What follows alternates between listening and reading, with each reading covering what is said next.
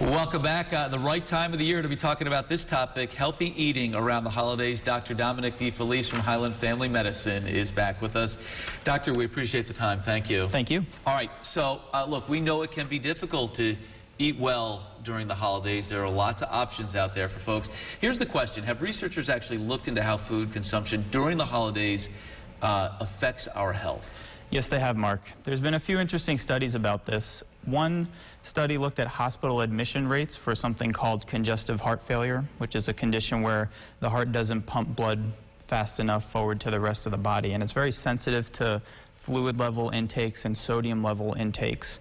And they found that there's two spikes in admission rates for this condition during the year, and it's the few days after Christmas and the few days after July 4th. Okay, so that's for congestive heart failure. Any other studies that sort of corroborate this kind of thinking? Correct. There are two others that show weight changes in regards to the holiday season. One smaller study in college students found that those students on average will gain about a pound over the Thanksgiving break, and it was more pronounced in graduate students and people who were overweight and obese going into the study.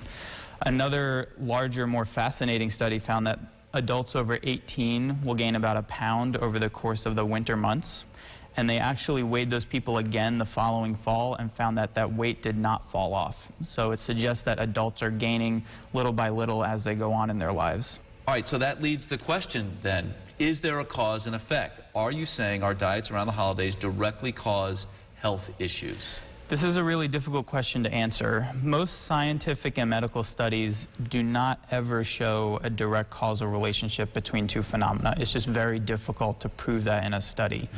What these studies show is a correlation or a coincidence between the holiday season or winter season and that weight gain or those heart failure admission rates. That's about as best as a study can do. So those are some important findings. Okay, with all of this said, let's tackle the pressing question. What can we do to eat a little healthier around the holidays? Great question. The biggest piece of advice I would give is to read nutrition labels. Not enough people, as they're going about shopping in the stores, really take the time to read those facts and figures on those nutrition labels. You want to pay attention to serving size. That's a big one, because a lot of those packaged foods list out the calories and everything per one serving, and if you eat more than that, you're multiplying those numbers. Things on the nutrition label to get less of, things like sodium, carbohydrates, particularly added sugars, trans fats and saturated fats. Things to get more of, protein, fiber, vitamins, and minerals. Doctor, that's great. We will take that checklist and put it to work this holiday season. Please do. I promise.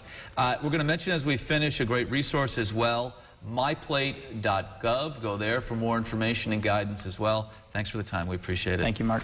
If you missed any of our conversation, we are sharing it online at rochesterfirst.com.